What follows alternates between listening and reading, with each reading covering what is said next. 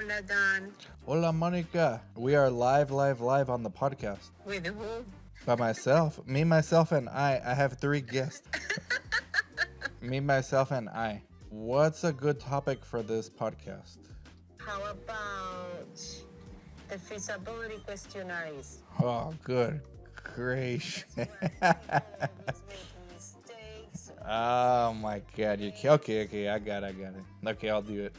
Now, as I leave you, give us intro in Spanish for the podcast. Vamos a llevar tu site, tu clínica a otro nivel. Wow. Bring it to another level. Okay, we'll do this one. This is Monica's idea if it's not a 1 of 10. Feasibility, it's her idea, not mine. You guys heard it here first. That's going to be about feasibilities. Where do we start? So sites like to lie a lot, and this is why an increasing trend I'm seeing, and shout out to the sponsor of this podcast, one of the two, Inato. Inato is also a SOS supporter. They're making it almost like impossible for sites to lie on feasibilities. And there's like there's actually a sad reason why sites lie or embellish. And I guess if you get into philosophy, you can kind of weave your way through the differences between lying and embellishing. But the reason sites do it is because the majority of sites do it. So it's like kind of like this thing that everyone expects everyone to do. So maybe we'll start this out with a somewhat famous story that Chris always tells. Now I get a chance to tell it on my podcast. So one of my sites, this was maybe 10 years ago, we were doing really good for a sponsor, and we did really good on one of their studies. And then they came back to us, of course, for another study. So we did our feasibility. And on this feasibility, Chris did not embellish at all. He put the actual truth of what our database was and how many patients we thought we could enroll, like truthfully. And the regular CRA that would do all of our visits wasn't there, so they sent a newer CRA. And this newer one did the site selection visit, and then everything went well. And she got the numbers from Chris, the feasibility was done. And then a few weeks later, our regular monitor called Chris and told him that, you know, you're going to get the study anyways, but they were not going to give it to you because they didn't like your numbers that you put in the feasibility. And I told them, no, this site is getting the study. What they're doing is they're giving you the accurate numbers of what they can enroll. They're not embellishing it. But because we didn't embellish, like every other site, the rookie CRA was not going to recommend us because she went to other sites where everyone embellished. So we ended up looking like a low enroller. Well, that's the sad state of affairs in our industry. And not much has changed. And there is some promise as far as like companies, like I said, in Nado. There's companies like Creo, who's another sponsor of this podcast. Shout out to Creo. They're getting into the business of pre-qualifying sites on behalf of the sponsors. And not so much Creo, but really that's Inado's bread and butter. But Creo has the capabilities of showing sponsors real site metrics because Creo has the luxury of having the source data for the sites. So they de-identify it, of course, and they can tell a sponsor, hey, for the sites, the sites opt into it, but for the site's last atopic, for the site's last psoriasis study, the site enrolled 8 patients and they screened 16 to get there. So that's real data. To a sponsor, that is actually more valuable data than something a site would fill out on their own on a SurveyMonkey link or on a, God forbid, a paper CRF or one of those Microsoft forms, because that's real. That can't be embellished. And the way the industry is eventually going to go is real metrics, real data. Now, why they don't do that already, at scale. I'm not sure. Probably the technology was not there. Probably sites were not comfortable opting into these tools. But we just got offered, I don't even know if I'm allowed to say this, but um, I'm going to say it anyways. It was by Inato for a study with a sponsor.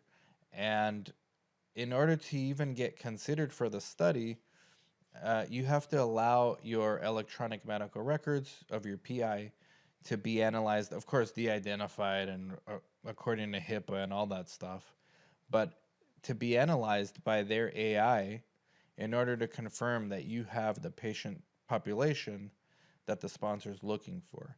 So I think going forward, that is going to be the future of getting studies. But unfortunately, and maybe for the next couple of years, we live in a very broken feasibility process for sites. And everyone I know complains about this. Brad complains about this on LinkedIn all the time.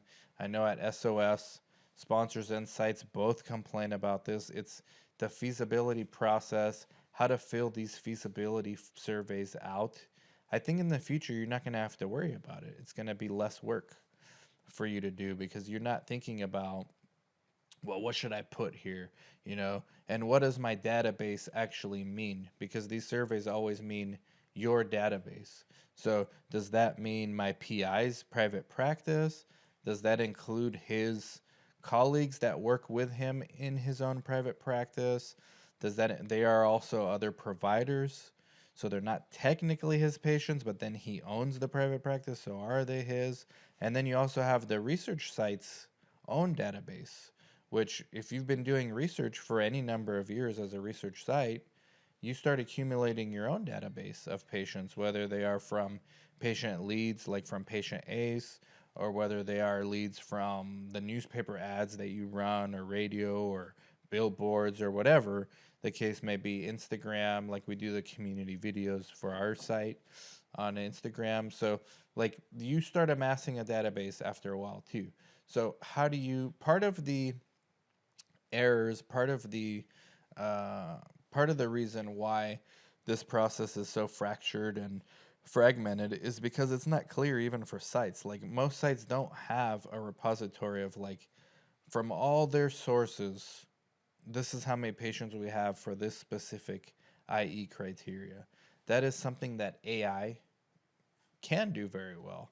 And there's actually other companies that are around. I'm an advisor for another company called Select IQ, and they are also in the business of pre-screening patients from EMRs or from your own database for particular studies. So similar to the technology Inato is using, it's going to become more or less ubiquitous. The hard part's going to be getting sites to use it, and the hard part's going to be getting physicians to be okay with a third party AI, even though everything's done properly and these are reputable companies. Physicians are afraid, and they should be, of data breaches, of data leaks, of violating patient confidentiality. So it's going to be difficult to get sites comfortable with this. And by sites, I really mean the physicians and the providers involved in this process. But once that's done, and once sponsors provide more clarity as far as what's allowed and what's not allowed, or what's required and what's not required, because at the end of the day, the sites will only do so much to still get the business. Sites will rarely go above and beyond what they're supposed to do in order to get business, because most sites, and most good sites, get a lot of study offers and get a lot of study opportunities. So then the sites that are trying to impress sponsors are really newer sites, and some of them become really good sites later, anyways, or sites that don't really know what they're doing and are just looking for any opportunity. And those are really the sites the sponsors don't want to deal with. So I do think the industry is changing, but for the time being, maybe the next 3 to 5 years, it's going to be extremely fragmented as far as feasibility surveys. And you're going to go through one of these feasibility surveys, and they're going to ask you everything that they could possibly ask you. And the problem is, for the sites, they're going to do it again and again and again and again. Even the same sponsor is going to send you the same site, even the same PI, a different feasibility for a different study. It's just the way it is. I know they store this data somewhere. It must be very unstructured data because they, or otherwise they would have used their AI to figure out how to not ask these questions, but they just keep doing it. And if your site is not on the same page as far as the numbers you're putting on these feasibilities, it's going to come back. Then it's going to come back to you in a number of ways. So I'm going to get back to the tech solutions to this that I see that are promising, but let's get to the sites gaining the studies. And like Monica said in Spanish at the intro, take you to the next level as far as the site's concerned for your business. So when you receive a feasibility survey, the first thing you're going to do is receive a CDA or an NDA. You're going to fill that out. Hopefully you fill that out same day as you get it. Don't sit on these things. I know some sites that are so busy they get these CDAs and then they forget to complete them and send them out. You know, metrics are being tracked on all this stuff now. So how quickly are you getting a CDA? Remember, the feasibility process is a competitive process. So if you are a newer site or you are a site in a more of a competitive market, you need to be first as quickly as you can. You need to be fast with these things. So you're going to get the CDA. Once the CDA is executed, whoever received the CDA is probably going to receive the feasibility survey. Now, on these feasibility surveys, they're going to ask you your site name. If you're a part of a site network, they're going to ask you who's the PI. They're going to ask you how many years of experience do they have. They're going to ask you what their specialty is. Are they board certified? Do they have any other specialties? Who are the sub investigators? Who are the coordinators? Are they board certified? What are their specialties as far as the coordinators are concerned? How many years of experience do they have? Do they have experience with all these portals that they're going to throw out? EDC, any coordinator who's done this for even a year will have experience with a lot of these portals. Do you have experience? Can you use a central IRB or a local IRB? And then they're going to start, those are all the admin related questions. Who's responsible for contract and budget negotiations at the sites? How many weeks or what's the time frame for you to turn around a contract and budget? The answer should be 2 to 4 weeks. Under 2 weeks is ideal. Somebody like Chris, who does this for us and all of our clients, can get this done in under 2 weeks. But it really depends on the sponsor and how slow they are at counter negotiating and maybe negotiating some of the finer points and all that kind of stuff. Then they're going to ask you if you can do the contract and budget concurrently with getting IRB approval. The answer should always be yes, especially for the smaller sites. If you're a larger site, you probably have your own policy. You don't want to put yes and get fired because you listen to a guy on YouTube instead of following your own company's policy. But for the most part, you're going to put yes to those things because it's time. And what's the cliche is time is money to a lot of these sponsors and a lot of these CROs. And interestingly enough, it's going to be the sponsors and or the CROs doing the feasibility process. Now, why does this matter? Because the CROs, they're in the business of, they're service providers at the end of the day.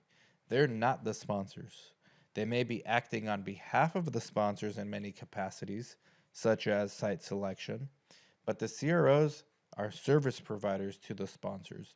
And part of this fragmentation of the industry, part of this messy process, is directly, I think the CROs are directly culpable of creating some of this chaos.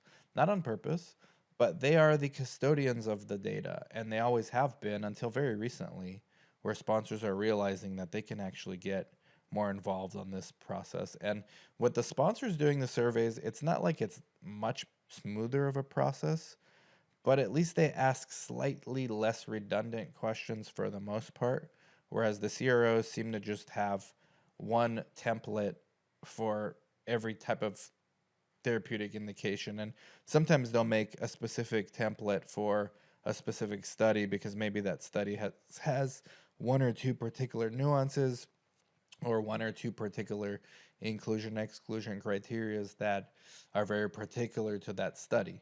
So the CROs really started this mess. I don't want to just blame them, but they actually probably have a lot of the blame.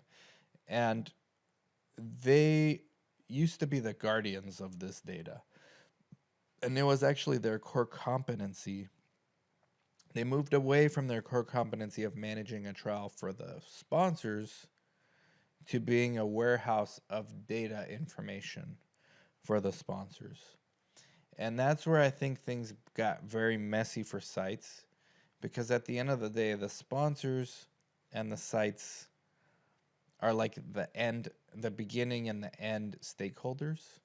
And the CROs and the other tech vendors are more of the middleware in this process. And with more and more companies like Inato slowly taking away like the CRO core competencies, at least in the case of site selection and feasibility, I think Inato does the best feasibility process in the industry. And I'm not just saying that because they're a sponsor of this podcast, but I really think they take a very painful process. And first of all, you need to have a PI with therapeutic area expertise and a site with therapeutic area expertise to even have a chance to win that study. And Inato will tell you that. But if you are in contention, Inato's really going to make sure that you know what you're getting into. And they're really going to let the sponsor know, hey, we do think this is a really good site. And they even have customer success managers that kind of walk you through some of the uh, questions in the survey and some of the more annoying or nuanced items on the survey. They will ask you, maybe triple check, is this correct? Or it's okay if it's not. We can ask the sponsor. They could take notes. It's a very customized approach, and I really like the way Inato does this. And now they're taking it a step further with the electronic medical records integration, which some sponsors are actually piloting. And I think that is a successful strategy. Now, that's not without its own limitations either. Because just because your PI has a database of 100 patients that perfectly match the inclusion exclusion criteria, none of those patients have agreed to do a study. None of them. So it still boils down to the site reaching out and, first of all, educating those patients on what clinical research is, and then asking them if they'd be interested in learning more. So from those 100, you may get 5 to 10 patients that say they are interested enough to where they'll sign the consent form, from my anecdotal experiences. Now, from those 5 to 10 that sign a consent form or say they'll sign a consent form, usually 1 or 2 will be a no-show, and they just get cold feet. They don't show up, so you're left with 4 to 9. Well, from those 4 to 9, generally half of them will screen fail for one reason or another. And yeah, you can probably get that number lower as far as your screen fail rate because of the pre-screening. But there's always nuanced things. There's always like, oh no, I'm going on vacation, so I'm going to be out of window during this. Or, oh, I didn't realize like marijuana was not allowed and that came up in the urine. Or maybe the ECG, which was not in the medical records because not everyone's a cardiologist. You just have internal medicine doctors. Maybe a very nuanced thing because these research studies, they really try to weed out patients with other comorbidities. So you may not get standard of care to do ECG on someone who doesn't complain of chest pains or things like that. But in a study, you're going to do that on everyone.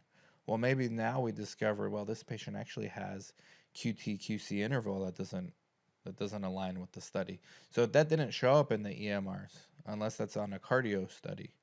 And you're pulling the data from a cardiologist. So it's not the end all be all as far as sponsors are concerned, but it is still an order of magnitude, in my opinion, more efficient than just giving sites templates and having them do the same thing over and over and over again. And the sites keep lying and embellishing and making things up, at least on the patient enrollment numbers. And some of these people that are doing these feasibility surveys, this used to be my job at all of the sites I worked at. It's no longer my job. I have Jaime Valles, who's a nurse practitioner now, and he does it with a few of the staff that are more in the trenches as far as these things are concerned. But like when I was busy back in the day, I wouldn't actually ask my doctor. Like they would just tell me to fill it out. And if you have questions, yeah, try to shoot them a text or give them a call or something. But you might not be able to get the answer. And if you need to send the survey back by the next business day, like you're just going to have to start making stuff up. And now you have AI that can help you embellish things better. Back in the day, you had Google, which was probably an order of magnitude less powerful than AI. So the embellishing, I think the embellishing is going to get better. So better meaning harder to detect whether it's an embellishment or not. And that's going to make the problem worse for the sponsors. And why do the sponsors care about this so much? Because time is money. Every day that a clinical trial goes on is $2 million for that sponsor every day. So if they take on 30 sites that say they can enroll 10 patients in a year, and they signed up those 30 sites and they're way below their enrollment projections because those sites turns out they can't actually enroll that many. Now they're just wasting $2 million a day for that study. And so it's better for the sponsor to have more accurate data up front and still keep in mind that even with more accurate data, it's not a guarantee that those patients are going to be willing to do the study. So they might need more sites because just because the site has a better database doesn't mean that sites can actually enroll, which doesn't actually translate to you don't have to spend $2 million a day as often as you would otherwise. It may still be cheaper to bring on 10 additional sites, even though that costs probably upwards of 100,000 in startup cost for the site. Not only the site direct startup costs, but the CRO pass-through costs, which by the way, now, side note, CROs are counting pass-through costs as revenue to them, even though for their quarterly results, for their quarterly financial results on Wall Street, even though that money is not theirs, that's just a pass through to what they owe the sites. So you have, that's just an interesting side note. Maybe we do a podcast on that later. But these sites essentially are expensive. So if you're a sponsor, you're between a rock and a hard place because it's like, do we trust this data and only sign up 30 sites, or do we take this data on this hand that's probably embellished versus this data which is real, but there's no guarantee these patients are going to actually join, or do we sign up 10 more sites that's just an extra $1 million? Well, that's probably cheaper because that's a one-time cost of $1 million. But if those sites don't produce, you're actually still spending $2 million a day, plus you just lost an extra $1 million on non-performing sites. So sponsors are not in an easy place. And if I was a sponsor in this day and age, we can't get to the digital twin fast enough. And we can't get to real world evidence trials fast enough. And we can't get to retrospective study opportunities fast enough, which is what this FDA administration keeps talking about. But so far, that's just chatter. And the reality is, sites are still getting inefficient feasibility questionnaires, and sites are still embellishing on these feasibility questionnaires. And it's kind of like a running joke because everybody knows it, to the point where the sponsors will discount whatever a site puts on their feasibility. We've had numerous sponsors tell us this, even on stage at SOS. If a site puts they can enroll 10 patients, we divide that by 2, so we think they're going to only enroll 5. So now sites know that, so sites are now putting 15 to 20, and so sponsors are discounting that into 10. Well, if every site is now forcing to embellish their own numbers, what you have is inflation as far as how many numbers you think you're going to enroll. And what sponsors have is still $2 million a day because it's incorrect. Which way you slice it, it's incorrect. And it's costing them $2 million a day plus counting. So can AI help this? Yes. It's not the complete cure-all. No. You still need to get down and dirty one-on-one with the patients and explain the study to them. And I think that's really the rate determining step. Now, are these good moves by companies like Inato? Are these good initiatives? I think so. I don't think it's a waste of time, but we are in the very early pilot stages of this. I do think more of this is coming, but it's not a guarantee for enrollment. And I don't know if it's like 100% of a solution to site embellishment. So while we are in this kind of limbo, we're going to just keep getting sites doing more embellishment. Sponsors are going to kind of know this site maybe lies a little less than this one because we have data. And just because a site's past performance on one study doesn't mean the site is going to have good performance on another study. And clinical research is such a nuanced industry. Enrollment is not the only indicator of site quality. Like, you can have a high enrolling site that is a horrible site because they don't adhere to the protocol or they don't follow good clinical practice or some combination of that. So it's just one it's just one variable in this equation of what makes a good site. But feasibility is definitely very important. I would say if you are a site, you need to start tracking your database and your own metrics and send sponsors the de-identified, even if it's a screenshot, the de-identified like a dashboard of your site's metrics on previous studies.